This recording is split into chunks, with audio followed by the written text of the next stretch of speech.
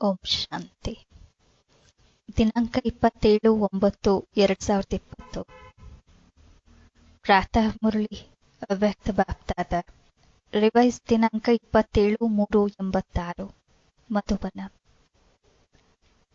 ಸದಾಕಾಲದ ಸ್ನೇಹಿಯಾಗಿ. ಇಂದು ಸ್ನೇಹದ ಸಾಗರ ತಂದೆ ತನ್ನ ಸ್ನೇಹಿ ಮಕ್ಕಳೊಡನೆ ಮಿಲನ ಮಾಡಲು ಬಂದಿದ್ದಾರೆ. ಈ ಆತ್ಮೀಯ ಸ್ನೇಹ ಪ್ರತಿ ಮಕ್ಕಳನ್ನು ಸಹಜ ಯೋಗಿಯನ್ನಾಗಿ ಮಾಡುತ್ತದೆ. ಈ ಸ್ನೇಹ ಇಡೀ ಹಳೆ ಜಗತ್ತನ್ನು ಸಹಜವಾಗಿ ಮರೆಸುವ ಸಾಧನವಾಗಿದೆ. ಈ ಸ್ನೇಹ ಪ್ರತಿ ಆತ್ಮವನ್ನು ತಂದೆಯವರನ್ನಾಗಿ ಮಾಡುವುದರಲ್ಲಿ ಏಕಮಾತ್ರ ಶಕ್ತಿಶಾಲಿ ಸಾಧನವಾಗಿದೆ. ಸ್ನೇಹ ಬ್ರಾಹ್ಮಣ ಜೀವನದ ತಳಪಾಯವಾಗಿದೆ. ಸ್ನೇಹ ಶಕ್ತಿಶಾಲಿ ಜೀವನ ಮಾಡುವ ಪಾಲನೆಯ ಆಧಾರವಾಗಿದೆ. ಎಲ್ಲರೂ ಯಾರೆಲ್ಲ ಶ್ರೇಷ್ಠ ಆತ್ಮಗಳು ತಂದೆಯ ಬಳಿ ಸನ್ಮುಖದಲ್ಲಿ ತಲುಪಿದ್ದಾರೆ, ಅವರೆಲ್ಲರೂ ತಲುಪುವುದಕ್ಕೆ ಆಧಾರವು ಸ್ನೇಹವಾಗಿದೆ. ಸ್ನೇಹದ ರೆಕ್ಕೆಗಳಿಂದ ಹಾರುತ್ತಾ ಬಂದು ಮಧುಬನ ನಿವಾಸಿ ಆಗುತ್ತೀರ. ಬಾಪ್ತಾದ ಸರ್ವ ಸ್ನೇಹಿ ಮಕ್ಕಳನ್ನು ನೋಡುತ್ತಿದ್ದರು. ಸ್ನೇಹಿಯಂತೂ ಎಲ್ಲ ಮಕ್ಕಳು ಆಗಿದ್ದಾರೆ. ಆದರೆ ಅಂತರವೇನಿದೆ? ನಂಬರ್ ವಾರ್ ಏಕೆ ಆಗುತ್ತಾರೆ? ಕಾರಣ ಎಲ್ಲರೂ ಸ್ನೇಹಿಯಾಗಿದ್ದಾರೆ. ಆದರೆ ಕೆಲವರು ಸದಾ ಸ್ನೇಹಿ ಮತ್ತು ಕೆಲವರು ಸ್ನೇಹಿಯಾಗಿದ್ದಾರೆ. ಹಾಗೂ ಮೂರನೆಯವರು ಸಮಯ ಪ್ರಮಾಣ ಸ್ನೇಹ ನಿಭಾಯಿಸುವವರಾಗಿದ್ದಾರೆ. ಬಾಪ್ತಾದರವರು 3 ಪ್ರಕಾರದ ಸ್ನೇಹಿಯನ್ನು ನೋಡಿದರು. ಸದಾ ಸ್ನೇಹಿಯಾಗಿರುವವರು ತಲ್ಲೀನರಾಗಿರುವ ಕಾರಣ ಶ್ರಮ ಮತ್ತು ಕಷ್ಟದಿಂದ ಸದಾ ಮೇಲೆ ಇರುತ್ತಾರೆ. ಶ್ರಮ ಪಡಬೇಕಾಗುವುದೂ ಇಲ್ಲ, ಕಷ್ಟದ ಅನುಭವವಾಗುವುದಿಲ್ಲ. ಏಕೆಂದರೆ ಸದಾ ಸ್ನೇಹಿಯಾಗಿರುವ ಕಾರಣ ಅವರುಗಳ ಮುಂದೆ ಪ್ರಕೃತಿ ಮತ್ತು ಮಾಯೆ ಎರಡೂ ಈಗಿನಿಂದ ದಾಸಿಯಾಗುತ್ತದೆ.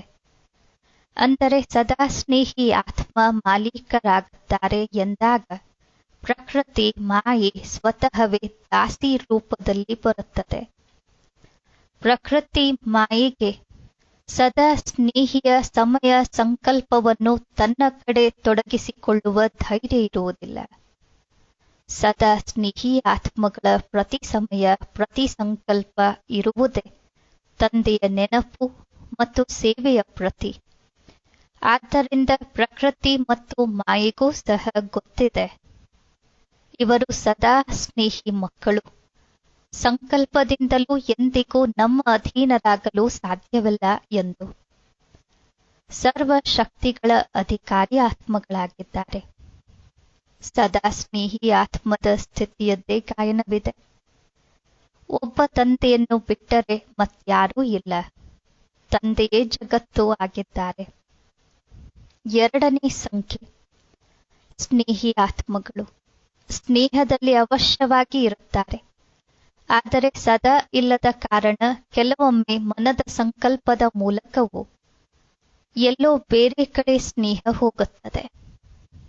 ಬಹಳ ಸ್ವಲ್ಪ ಮಧ್ಯದಲ್ಲಿ ಸ್ವಯಂ ಅನ್ನು ಪರಿವರ್ತನೆ ಮಾಡಿಕೊಳ್ಳುವ ಕಾರಣ ಕೆಲವೊಮ್ಮೆ ಶ್ರಮದ ಕೆಲವೊಮ್ಮೆ ಕಷ್ಟದ ಅನುಭವ ಮಾಡುತ್ತಾರೆ. ಆದರೆ ಬಹಳ ಕಡಿಮೆ. ಯಾವಾಗಲೇ ಯಾವುದೇ ಪ್ರಕೃತಿ ಅಥವಾ ಮಾಯೆಯ ಸೂಕ್ಷ್ಮ ಯುದ್ಧವಾದಾಗ ಅದೇ ಸಮಯದಲ್ಲಿ ಸ್ನೇಹದ ಕಾರಣ ನೆನಪು ಬೇಗ ಬರುತ್ತದೆ ಮತ್ತು ನೆನಪಿನ ಶಕ್ತಿಯಿಂದ ತನ್ನನ್ನು ಬಹಳ ಬೇಗ ಪರಿವರ್ತನೆಯೂ ಮಾಡಿಕೊಳ್ಳುತ್ತಾರೆ. ಆದರೆ ಸ್ವಲ್ಪ ಸಮಯ ಮತ್ತು ಸಹ ಸಂಕಲ್ಪ ಕಷ್ಟ ಅಥವಾ ಶ್ರಮದಲ್ಲಿ ತೊಡಗುತ್ತದೆ. ಕೆಲವೊಮ್ಮೆ ಸ್ನೇಹ ಸಾಧಾರಣವಾಗುತ್ತದೆ, ಕೆಲವೊಮ್ಮೆ ಸ್ನೇಹದಲ್ಲಿ ತಲ್ಲೀನರಾಗಿರುತ್ತಾರೆ. ಸ್ಥಿತಿಯಲ್ಲಿ ಅಂತರ ಬರುತ್ತಿರುತ್ತದೆ. ಆದರೆ ಎಷ್ಟೇ ಆದರೂ ಹೆಚ್ಚು ಸಮಯ ಅಥವಾ ಸಂಕಲ್ಪ ವ್ಯರ್ಥವಾಗಿ ಹೋಗುವುದಿಲ್ಲ. ಆದ್ದರಿಂದ ಸ್ನೇಹಿಯಾಗಿದ್ದಾರೆ. ಆದರೆ ಸದಾ ಸ್ನೇಹಿಯಾಗಿಲ್ಲದ ಕಾರಣ 2ನೇ ಸಂಖ್ಯೆಯಾಗುತ್ತದೆ. ಮೂರನೆಯವರು ಸಮಯ ಪ್ರಮಾಣ ಸ್ನೇಹ ನಿಭಾಯಿಸುವಂತವರು. ಅಂತಹ ಆತ್ಮಗಳು ಸತ್ಯ ಸ್ನೇಹ ತಂದೆಯ ಹೊರತಾಗಿ ಮತ್ಯಾರಿಂದಲೂ ಸಿಗಲು ಸಾಧ್ಯವಿಲ್ಲ ಮತ್ತು ಇದೇ ಆತ್ಮೀಯ ಸ್ನೇಹ ಸದಾ ಕಾಲಕ್ಕಾಗಿ ಶ್ರೇಷ್ಠ ಮಾಡುವಂತದ್ದಾಗಿದೆ ಎಂಬುದನ್ನು ತಿಳಿದುಕೊಳ್ಳುತ್ತಾರೆ. ಜ್ಞಾನ ಅಂದರೆ ತಿಳುವಳಿಕೆ ಪೂರ್ಣವಿದೆ ಮತ್ತು ಇದೇ ಸ್ನೇಹಿ ಜೀವನ ಪ್ರಿಯವೆಂದೂ ಅನಿಸುತ್ತದೆ. ಆದರೆ ಯಾವುದಾದರೂ ತನ್ನ ದೇಹದ ಸೆಳೆತದ ಸಂಸ್ಕಾರ ಅಥವಾ ಯಾವುದೇ ವಿಶೇಷ ಹಳೆಯ ಸಂಸ್ಕಾರ ಅಥವಾ ಯಾವುದೇ ವ್ಯಕ್ತಿ ಅಥವಾ ವಸ್ತುವಿನ ಸಂಸ್ಕಾರ ಅಥವಾ ವ್ಯರ್ಥ ಸಂಕಲ್ಪಗಳ ಸಂಸ್ಕಾರಕ್ಕೆ ವಶರಾಗಿ ನಿಯಂತ್ರಣ ಶಕ್ತಿ ಇಲ್ಲದ ಕಾರಣ ವ್ಯರ್ಥ ಸಂಕಲ್ಪಗಳ ಹೊರೆಯಿದೆ, ಅಥವಾ ಸಂಘಟನೆಯ ಶಕ್ತಿಯ ಕೊರತೆ ಇರುವ ಕಾರಣ ಸಂಘಟನೆಯಲ್ಲಿ ಸಫಲರಾಗಲು ಸಾಧ್ಯವಿಲ್ಲ. ಸಂಘಟನೆಯ ಪರಿಸ್ಥಿತಿ ಸ್ನೇಹವನ್ನು ಸಮಾಪ್ತಿ ಮಾಡಿ ತನ್ನ ಕಡೆ ಎಳೆದುಕೊಳ್ಳುತ್ತದೆ. ಮತ್ತೆ ಕೆಲವರು ಸದಾ ನಿರಾಶರು ಬೇಗ ಆಗುತ್ತಾರೆ. ಈಗೀಗ ಬಹಳ ಒಳ್ಳೆಯ ಹಾರುತ್ತಿರುತ್ತಾರೆ ಮತ್ತು ಈಗೀಗ ನೋಡಿದರೆ ತನ್ನಿಂದ ತಾನೇ ನಿರಾಶರು. ಈ ಸ್ವಯಂನಿಂದ ನಿರಾಶರಾಗುವ ಸಂಸ್ಕಾರವು ಸದಾ ಸ್ನೇಹಿಯಾಗಲು ಬಿಡುವುದಿಲ್ಲ. ಒಂದಲ್ಲ ಒಂದು ಪ್ರಕಾರದ ಸಂಸ್ಕಾರ ಪರಿಸ್ಥಿತಿಯ ಕಡೆ, ಪ್ರಕೃತಿಯ ಕಡೆ ಆಕರ್ಷಿತ ಮಾಡಿಬಿಡುತ್ತದೆ ಮತ್ತು ಏರುಪೇರಿನಲ್ಲಿ ಬಂದಾಗ ಸ್ನೇಹದ ಅನುಭವ ಆಗುವ ಕಾರಣ, ಸ್ನೇಹಿ ಜೀವನ ಪ್ರಿಯ ಎನಿಸುವ ಕಾರಣ ಮತ್ತೆ ತಂದೆಯ ನೆನಪು ಬರುತ್ತದೆ. ಈಗ ಮತ್ತೆ ತಂದೆಯ ಸ್ನೇಹದಲ್ಲಿ ಸಮಾವೇಶವಾಗಬೇಕೆಂದು ಪ್ರಯತ್ನ ಮಾಡುತ್ತಾರೆ. ಅಂದ ಹಾಗೆ ಸಮಯ ಪ್ರಮಾಣ, ಪರಿಸ್ಥಿತಿ ಪ್ರಮಾಣ ಏರುಪೇರಿನಲ್ಲಿ ಬರುವ ಕಾರಣ ಕೆಲವೊಮ್ಮೆ ನೆನಪು ಮಾಡುತ್ತಾರೆ, ಕೆಲವೊಮ್ಮೆ ಯುದ್ಧ ಮಾಡುತ್ತಾರೆ. ಯುದ್ಧದ ಜೀವನ ಅಧಿಕವಾಗಿರುತ್ತದೆ ಮತ್ತು ಸ್ನೇಹದಲ್ಲಿ ಸಮಾವೇಶ ಆಗುವ ಜೀವನ ಅವರ ಅಂತರಾಳದಲ್ಲಿ ಕಡಿಮೆ ಇರುತ್ತದೆ. ಆದ್ದರಿಂದ 3ನೇ ಸಂಖ್ಯೆಯವರಾಗುತ್ತಾರೆ. ಆದರೂ ಸಹ ವಿಶ್ವದ ಸರ್ವ ಆತ್ಮಗಳಿಗಿಂತ 3ನೇ ಸಂಖ್ಯೆಯವರೂ ಸಹ ಅತಿ ಶ್ರೇಷ್ಠರೆಂದೇ ಹೇಳಬೇಕು. ಏಕೆಂದರೆ ತಂದೆಯನ್ನು ಪರಿಚಯಿಸಿದರು, ತಂದೆಯವರಾದರು, ಬ್ರಾಹ್ಮಣ ಪರಿವಾರದವರಾದರು. ಶ್ರೇಷ್ಠಾತಿ ಶ್ರೇಷ್ಠ ಬ್ರಾಹ್ಮಣ ಆತ್ಮಗಳು ಬ್ರಹ್ಮಕುಮಾರ, ಬ್ರಹ್ಮಕುಮಾರಿಯರು ಎಂದು ಕರೆಸಿಕೊಳ್ಳುತ್ತಾರೆ. ಆದ್ದರಿಂದ ಜಗತ್ತಿನ ಅಂತರದಲ್ಲಿ ಅವರೂ ಸಹ ಶ್ರೇಷ್ಠ ಆತ್ಮಗಳಾಗಿದ್ದಾರೆ. ಆದರೆ ಸಂಪೂರ್ಣತೆಯ ಅಂತರದಲ್ಲಿ 3ನೇ ಸಂಖ್ಯೆಯವರಾಗಿದ್ದಾರೆ. ಅಂದ ಮೇಲೆ ಎಲ್ಲರೂ ಸ್ನೇಹಿಯಾಗಿದ್ದಾರೆ, ಆದರೆ ನಂಬರ್ ವಾರಾಗಿದ್ದಾರೆ. ನಂಬರ್ 1 ಸದಾ ಸ್ನೇಹಿ ಆತ್ಮಗಳು, ಸದಾ ಕಮಲ ಪುಷ್ಪ ಸಮಾನ, ಭಿನ್ನ ಮತ್ತು ತಂದೆಗೆ ಅತಿ ಪ್ರಿಯರಾಗಿದ್ದಾರೆ. ಸ್ನೇಹಿ ಆತ್ಮಗಳು ಭಿನ್ನವಾಗಿದ್ದಾರೆ, ಪ್ರಿಯರೂ ಆಗಿದ್ದಾರೆ. ಆದರೆ ತಂದೆ ಸಮಾನ ಶಕ್ತಿಶಾಲಿ ವಿಜಯಿಯಾಗಿಲ್ಲ, ತಲ್ಲೀನರಾಗಿಲ್ಲ, ಆದರೆ ಸ್ನೇಹಿಯಾಗಿದ್ದಾರೆ. ಅವರುಗಳ ವಿಶೇಷ ಸ್ಲೋಗನ್ ನಿಮ್ಮವರಾಗಿದ್ದೇವೆ, ನಿಮ್ಮವರಾಗಿರುತ್ತೇವೆ ಎಂದೇ ಇರುತ್ತದೆ. ಸದಾ ಈ ಹಾಡನ್ನು ಆಡುತ್ತಿರುತ್ತಾರೆ. ಆದರೂ ಸಹ ಸ್ನೇಹವಿದೆ. ಆದ್ದರಿಂದ 80% ಸುರಕ್ಷಿತವಾಗಿರುತ್ತಾರೆ. ಆದರೆ ಮತ್ತೂ ಸಹ ಕೆಲವೊಮ್ಮೆ ಎಂಬ ಶಬ್ದ ಬರುತ್ತದೆ, ಸದಾ ಎಂಬ ಶಬ್ದ ಬರುವುದಿಲ್ಲ. ಹಾಗೂ 3ನೇ ಸಂಖ್ಯೆಯ ಆತ್ಮಗಳು ಪದೇ ಪದೇ ಸ್ನೇಹದ ಕಾರಣ ಪ್ರತಿಜ್ಞೆಗಳನ್ನು ಸಹ ಸ್ನೇಹದಿಂದ ಮಾಡುತ್ತಿರುತ್ತಾರೆ. ಈಗಿನಿಂದ ಈ ರೀತಿ ಆಗಬೇಕಷ್ಟೆ, ಈಗಿನಿಂದ ಇದನ್ನು ಮಾಡುತ್ತೇವೆ, ಏಕೆಂದರೆ ಅಂತರವನ್ನಂತೂ ತಿಳಿದಿದ್ದಾರೆ ಅಲ್ಲವೇ. ಪ್ರತಿಜ್ಞೆಯನ್ನೂ ಮಾಡುತ್ತಾರೆ, ಪುರುಷಾರ್ಥವನ್ನೂ ಮಾಡುತ್ತಾರೆ. ಆದರೆ ಒಂದಲ್ಲ ಒಂದು ವಿಶೇಷ ಹಳೆಯ ಸಂಸ್ಕಾರ ಶ್ರದ್ಧೆಯಲ್ಲಿ ಮಗ್ನರಾಗಲು ಬಿಡುವುದಿಲ್ಲ. ವಿಘ್ನ ಮಗ್ನಾವಸ್ಥೆಯಿಂದ ಕೆಳಗೆ ಕರೆತರುತ್ತದೆ. ಆದ್ದರಿಂದ ಸದಾ ಎಂಬ ಶಬ್ದ ಬರಲು ಸಾಧ್ಯವಿಲ್ಲ. ಆದರೆ ಕೆಲವೊಮ್ಮೆ ಕೆಲವೊಂದು ರೀತಿ ಇರುವ ಕಾರಣ ಒಂದಲ್ಲ ಒಂದು ವಿಶೇಷ ನಿಶ್ಶಬ್ದತೆ ಉಳಿದುಕೊಳ್ಳುತ್ತದೆ. ಅಂತಹ ಆತ್ಮಗಳು ಬಾಪ್ದಾದರವರ ಮುಂದೆ ಆತ್ಮೀಯ ವಾರ್ತಾಲಾಪವನ್ನೂ ಸಹ ಬಹಳ ಮಧುರವಾಗಿ ಮಾಡುತ್ತಾರೆ. ಮರ್ಯಾದೆಯನ್ನು ಬಹಳ ತೋರಿಸುತ್ತಾರೆ. ನಿರ್ದೇಶನವಂತೂ ನಿಮ್ಮದಾಗಿದೆ, ಆದರೆ ನಮ್ಮ ಕಡೆಯಿಂದ ನೀವೇ ಮಾಡಿರಿ ಮತ್ತು ನಾವು ಪಡೆಯುತ್ತೇವೆ ಎಂದು ಹೇಳುತ್ತಾರೆ. ಗೌರವದಿಂದ ಸ್ನೇಹದಿಂದ ಹೇಳುತ್ತಾರೆ, ನೀವು ನಿಮ್ಮವರನ್ನಾಗಿ ಮಾಡಿಕೊಂಡಿದ್ದೀರಾ ಎಂದ ಮೇಲೆ ನಿಮಗೆ ಗೊತ್ತಿದೆ ಎಂದು. ತಂದೆಯಂತೂ ತಿಳಿದುಕೊಂಡಿದ್ದಾರೆ, ಆದರೆ ಮಕ್ಕಳು ಒಪ್ಪಿಕೊಳ್ಳಬೇಕಲ್ಲವೇ ಎಂದು ತಂದೆ ಹೇಳುತ್ತಾರೆ. ಆದರೆ ಮಕ್ಕಳು ಗೌರವದಿಂದ ನಾವು ಒಪ್ಪಿಕೊಳ್ಳಲಿ ಒಪ್ಪದಿರಲಿ ನೀವು ಒಪ್ಪಿಕೊಳ್ಳಲೇಬೇಕು ಎಂದು ಹೇಳುತ್ತಾರೆ. ಅಂದ ಮೇಲೆ ತಂದೆಗೆ ಎಷ್ಟೇ ಆದರೂ ಮಕ್ಕಳ ಮೇಲೆ ದಯೆ ಬರುತ್ತದೆ. ಇರುವುದಂತೂ ಬ್ರಾಹ್ಮಣ ಮಕ್ಕಳು, ಆದ್ದರಿಂದ ಸ್ವಯಂ ಸಹ ನಿಮಿತ್ತರಾಗಿರುವ ಆತ್ಮಗಳ ಮೂಲಕ ವಿಶೇಷ ಶಕ್ತಿ ನೀಡುತ್ತಾರೆ. ಆದರೆ ಕೆಲವರು ಶಕ್ತಿಯನ್ನು ತೆಗೆದುಕೊಂಡು ಬದಲಾವಣೆಯೂ ಆಗುತ್ತಾರೆ. ಮತ್ತೆ ಕೆಲವರು ಶಕ್ತಿ ಸಿಗುತ್ತಿದ್ದರೂ ತಮ್ಮ ಸಂಸ್ಕಾರಗಳಲ್ಲಿ ಮಸ್ತರಾಗಿರುವ ಕಾರಣ ಶಕ್ತಿಯನ್ನು ಧಾರಣೆ ಮಾಡಿಕೊಳ್ಳಲು ಸಾಧ್ಯವಿಲ್ಲ. ಹೇಗೆ ಯಾವುದಾದರೂ ತಾಕತ್ತಿನ ವಸ್ತುವನ್ನು ತಿನ್ನಿಸಿದರೆ ಮತ್ತು ಅವರು ತಿನ್ನಲೇ ಇಲ್ಲವೆಂದರೆ ಏನು ಮಾಡಬೇಕು? ತಂದೆ ವಿಶೇಷ ಶಕ್ತಿಯನ್ನು ಸಹ ಕೊಡುತ್ತಾರೆ ಮತ್ತು ಕೆಲವರು ನಿಧಾನವಾಗಿ ಶಕ್ತಿಶಾಲಿ ಆಗತ್ತಾ 3ನೇ ಅಂಕದಿಂದ 2ನೇ ಅಂಕಕ್ಕೂ ಬರುತ್ತಾರೆ. ಆದರೆ ಇನ್ನು ಕೆಲವರು ಬಹಳ ಹುಡುಕಾಟಿಕೆ ಇರುವ ಕಾರಣ ಎಷ್ಟು ತೆಗೆದುಕೊಳ್ಳಬೇಕೋ ಅಷ್ಟನ್ನು ತೆಗೆದುಕೊಳ್ಳಲು ಸಾಧ್ಯವಿಲ್ಲ. 3 ಪ್ರಕಾರದ ಸ್ನೇಹಿ ಮಕ್ಕಳಿದ್ದಾರೆ. ಎಲ್ಲರ ಬಿರುದು ಸ್ನೇಹಿ ಮಕ್ಕಳು ಎಂದೇ ಇದೆ, ಆದರೆ ನಂಬರ್ ವಾರಾಗಿದ್ದಾರೆ. ಇಂದು ಜರ್ಮನಿಯವರ ಸರದಿಯಾಗಿದೆ. ಪೂರ್ಣವೇ ಗುಂಪು ನಂಬರ್ 1 ಆಗಿದೆ ಅಲ್ಲವೇ? ನಂಬರ್ 1 ಸಮೀಪರತ್ನ ಆಗಿದ್ದೀರ. ಏಕೆಂದರೆ ಸಮಾನರಾಗಿರುವವರೇ ಸಮೀಪದಲ್ಲಿರುತ್ತಾರೆ. ಶರೀರದಿಂದ ಭಲೆ ಎಷ್ಟೇ ದೂರವಿರಲಿ, ಆದರೆ ಅಂತರಾಳದಿಂದ ಎಷ್ಟು ಸಮೀಪವಿದ್ದೀರ ಎಂದರೆ ಹೃದಯದಲ್ಲಿಯೇ ಇರುತ್ತೀರ. ಸ್ವಯಂ ತಂದೆಯ ಹೃದಯ ಸಿಂಹಾಸನದಲ್ಲಿದ್ದೀರ. ಅವರುಗಳ ಹೃದಯದಲ್ಲಿ ಸ್ವತಃವೇ ತಂದೆಯ ಹೊರತಾಗಿ ಮತ್ಯಾರೂ ಇರುವುದಿಲ್ಲ. ಏಕೆಂದರೆ ಬ್ರಾಹ್ಮಣ ಜೀವನದಲ್ಲಿ ತಂದೆಯು ಹೃದಯದ ವ್ಯಾಪಾರವನ್ನೇ ಮಾಡಿದ್ದಾರೆ. ಹೃದಯವನ್ನು ತೆಗೆದುಕೊಂಡಿದ್ದಾರೆ ಮತ್ತು ಹೃದಯವನ್ನು ಕೊಟ್ಟಿದ್ದಾರೆ. ಹೃದಯದ ವ್ಯಾಪಾರ ಮಾಡಿದ್ದಾರೆ ಅಲ್ಲವೇ? ಹೃದಯದಿಂದ ತಂದೆಯ ಜೊತೆ ಇರುತ್ತೀರ. ಶರೀರದಿಂದಂತೂ ಒಬ್ಬೊಬ್ಬರೂ ಒಂದೊಂದು ಕಡೆ ಇರುತ್ತೀರ. ಎಲ್ಲರನ್ನೂ ಇಲ್ಲಿ ಇಟ್ಟುಕೊಂಡರೆ ಏನು ಮಾಡುತ್ತೀರ? ಸೇವೆಗಾಗಿಯಂತೂ ಮಧುಬನದಲ್ಲಿ ಜೊತೆಯಲ್ಲಿರುವವರನ್ನೂ ಸಹ ಹೊರಗೆ ಕಳಿಸಬೇಕು. ಇಲ್ಲವೆಂದರೆ ವಿಶ್ವದ ಸೇವೆ ಹೇಗೆ ಆಗುತ್ತದೆ? ತಂದೆಯೊಡನೆಯೂ ಪ್ರೀತಿ ಇದೆ ಅಂದ ಮೇಲೆ ಸೇವೆಯ ಮೇಲೂ ಪ್ರೀತಿ ಇದೆ.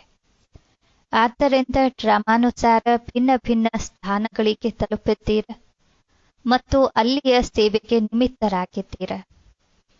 ಅಂದ ಮೇಲೆ ಈ ಪಾತ್ರವೂ ಸಹ ಡ್ರಾಮಾದಲ್ಲಿ ನಿಗದಿಯಾಗಿದೆ.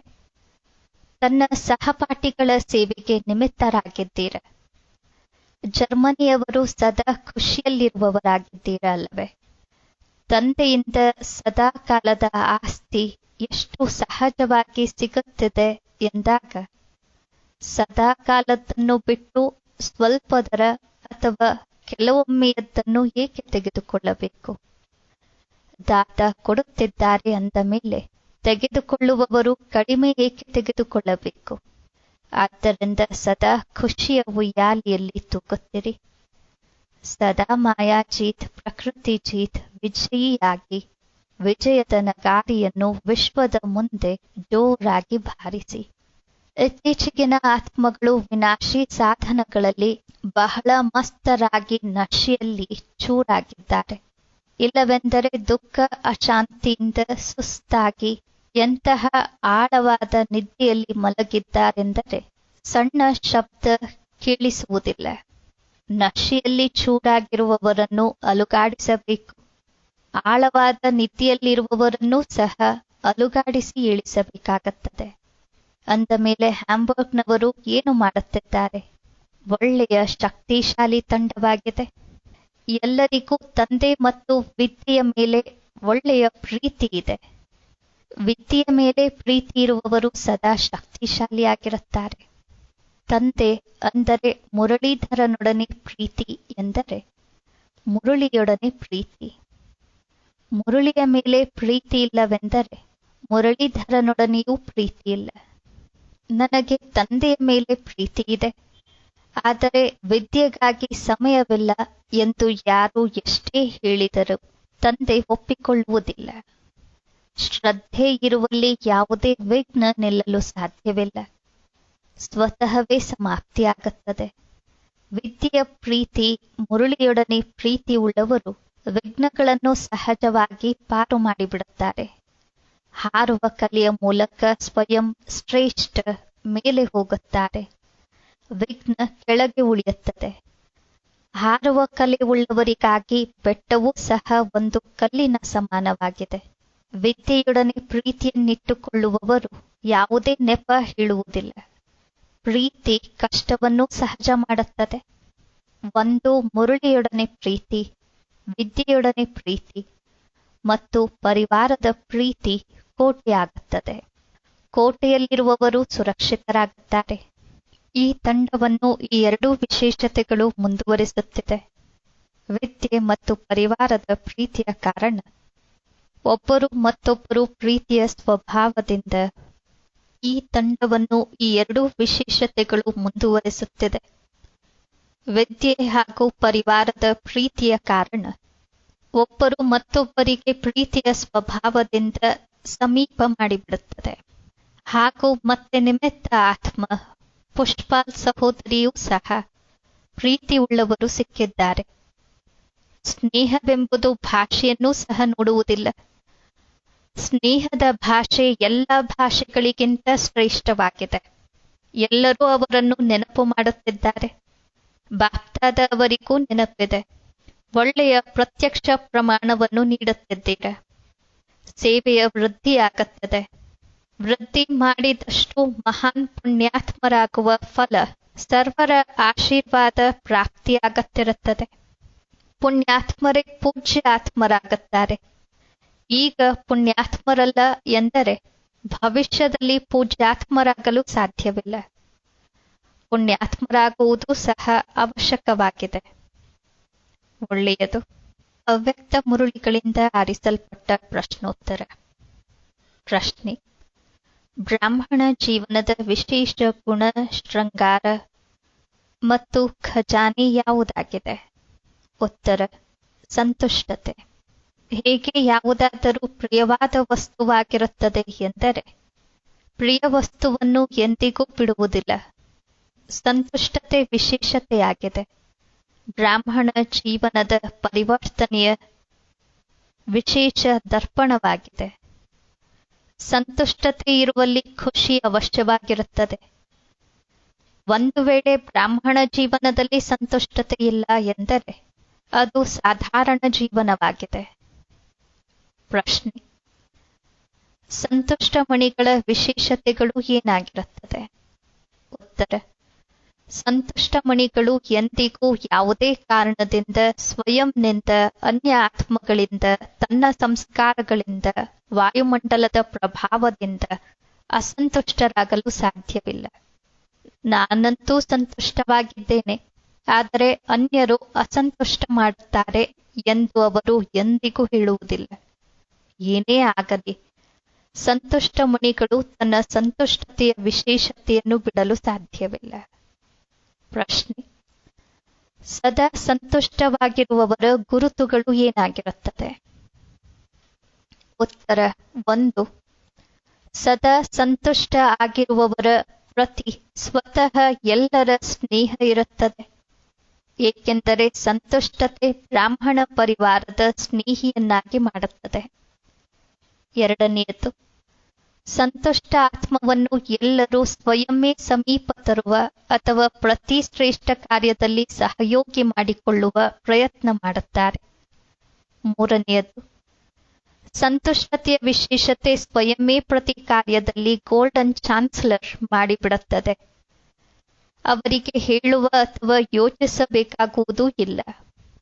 4ನೇದು, ಸಂತುಷ್ಟತೆ ಸದಾ ಸರ್ವರ ಸ್ವಭಾವ ಸಂಸ್ಕಾರವನ್ನು ಹೊಂದಿಸುವಂತದ್ದಾಗಿರುತ್ತದೆ.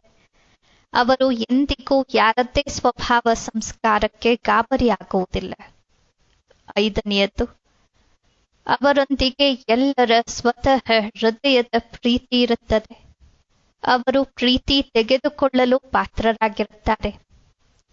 ಸಂತುಷ್ಟತೆಯೇ ಆ ಆತ್ಮದ ಗುರುತನ್ನು ತೋರಿಸುತ್ತದೆ. ಪ್ರತಿಯೊಬ್ಬರ ಅಂತರಾಳದಲ್ಲಿ ಇವರ ಜೊತೆ ಮಾತಾಡಬೇಕು, ಇವರ ಜೊತೆ ಕೂರಬೇಕು ಎಂದಿರುತ್ತದೆ. 6ನೇದು, ಸಂತುಷ್ಟ ಆತ್ಮಗಳು ಸದಾ ಮಾಯಾಜೀತಾಗಿ ಇದ್ದೇ ಇರುತ್ತಾರೆ, ಏಕೆಂದರೆ ಆಜ್ಞಾಕಾರಿಯಾಗಿದ್ದಾರೆ. ಸದಾ ಮರ್ಯಾದೆಯ ಗೆರೆಯ ಒಳಗಿರುತ್ತಾರೆ. ಮಾಯೆಯನ್ನು ದೂರದಿಂದಲೇ ಪರಿಚಯಿಸಿಕೊಳ್ಳುತ್ತಾರೆ. ಪ್ರಶ್ನೆ: ಒಂದು ವೇಳೆ ಸಮಯದಲ್ಲಿ ಮಾಯೆಯನ್ನು ಪರಿಚಯಿಸಲು ಆಗಲಿಲ್ಲ, ಪದೇ ಪದೇ ಮೋಸ ಹೋಗುತ್ತಾರೆ ಎಂದರೆ ಅದಕ್ಕೆ ಕಾರಣವೇನು? ಉತ್ತರ: ಪರಿಚಯ ಕಡಿಮೆ ಇರುವ ಕಾರಣ ಸದಾ ತಂದೆಯ ಶ್ರೇಷ್ಠ ಮತದಂತೆ ನಡೆಯುವುದಿಲ್ಲ.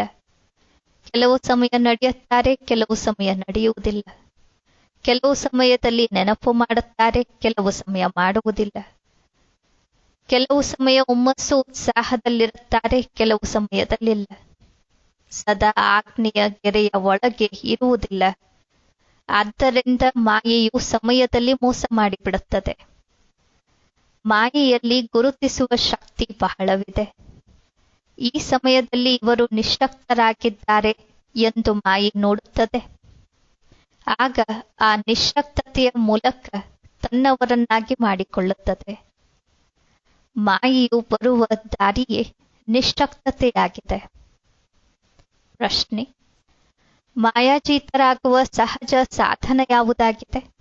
ಉತ್ತರ: ಸದಾ ತಂದೆಯ ಜೊತೆಯಲ್ಲಿರಿ. ಜೊತೆಯಲ್ಲಿರುವುದು ಎಂದರೆ ಸ್ವತಃ ಮರ್ಯಾದೆಗಳ ಕೆರೆಯ ಒಳಗಿರುವುದು. ನಂತರ ಒಂದೊಂದು ವಿಕಾರದ ಹಿಂದೆ ವಿಜಯಿಯಾಗುವ ಶ್ರಮ ಪಡುವುದರಿಂದ ಬಿಡಿಸಿಕೊಳ್ಳುತ್ತಾರೆ. ಜೊತೆಯಲ್ಲಿದ್ದಾಗ ತಂದೆಯಂತೆಯೇ ತಾವು ಇರುತ್ತೀರ. ಸಂಘದ ರಂಗು ಸ್ವತಃವೇ ಹತ್ತುತ್ತದೆ. ಆದ್ದರಿಂದ ಬೀಜವನ್ನು ಬಿಟ್ಟು ಕೇವಲ ಶಾಖೆಗಳನ್ನು ಕತ್ತರಿಸುವ ಶ್ರಮ ಪಡಬೇಡಿ. ಇಂದು ಕಾಮಜೀತ ಆದೆ, ನಾಳೆ ಕ್ರೋಧಜೀತ ಆಗತ್ತೇನೆ? ಅಲ್ಲ, ಸದಾ ವಿಜಯಿ. ಕೇವಲ ಬೀಜರೂಪನನ್ನು ಜೊತೆಯಲ್ಲಿಟ್ಟುಕೊಳ್ಳಿ. ಆಗ ಮಾಯೆಯ ಬೀಜ ಯಾವ ರೀತಿ ಭಸ್ಮವಾಗುತ್ತದೆ ಎಂದರೆ ನಂತರ ಎಂದಿಗೂ ಸಹ ಆ ಬೀಜದಿಂದ ಅಂಶವೂ ಬರಲು ಸಾಧ್ಯವಿಲ್ಲ. ವರದಾನ: ಪ್ರತಿ ಆತ್ಮಕ್ಕೂ ಧೈರ್ಯ ಉಲ್ಲಾಸ ತರಿಸುವಂತಹ ದಯಾಹೃದಯಿ ವಿಶ್ವ ಕಲ್ಯಾಣಕಾರಿ ಭವ. ಎಂದಿಗೂ ಸಹ ಬ್ರಾಹ್ಮಣ ಪರಿವಾರದಲ್ಲಿ ಯಾವುದೇ ನಿಶ್ಶಕ್ತ ಆತ್ಮನಿಗೆ ನೀನು ನಿಶ್ಶಕ್ತನಾಗಿದ್ದೀಯಾ ಎಂದು ಹೇಳಬೇಡಿ. ತಾವು ದಯಾಹೃದಯಿ ವಿಶ್ವ ಕಲ್ಯಾಣಕಾರಿ ಮಕ್ಕಳ ಬಾಯಿಂದ ಸದಾ ಪ್ರತಿ ಆತ್ಮದ ಬಗ್ಗೆ ಶುಭ ಮಾತು ಹೊರಡಬೇಕು. ನಿರಾಶಪಡಿಸುವಂಥದ್ದಲ್ಲ. ಬಲೆ ಯಾರೆಷ್ಟೇ ನಿಶ್ಶಕ್ತರಾಗಿರಲಿ ಅವರಿಗೆ ಸೂಚನೆ ಅಥವಾ ಶಿಕ್ಷಣವನ್ನು ಸಹ ಕೊಡಬೇಕು. ಅಂದರೆ ಮೊದಲು ಸಮರ್ಥರನ್ನಾಗಿ ಮಾಡಿ ನಂತರ ಶಿಕ್ಷಣ ಕೊಡಿ. ಮೊದಲು ಧರಣಿಯ ಮೇಲೆ ಧೈರ್ಯ ಮತ್ತು ಉತ್ಸಾಹದ ಉಳುಮೆ ಮಾಡಿ ನಂತರ ಬೀಜ ಹಾಕಿ. ಆಗ ಸಹಜವಾಗಿ ಪ್ರತಿ ಬೀಜದ ಫಲ ಬರುತ್ತದೆ. ಇದರಿಂದ ವಿಶ್ವ ಕಲ್ಯಾಣದ ಸೇವೆ ತೀವ್ರವಾಗುತ್ತದೆ. ಸ್ಲೋಗನ್: ತಂದೆಯ ಆಶೀರ್ವಾದಗಳನ್ನು ತೆಗೆದುಕೊಳ್ಳುತ್ತಾ ಸದಾ ಸಂಪನ್ನತೆಯ ಅನುಭವ ಮಾಡಿ. ಓಂ ಶಾಂತಿ.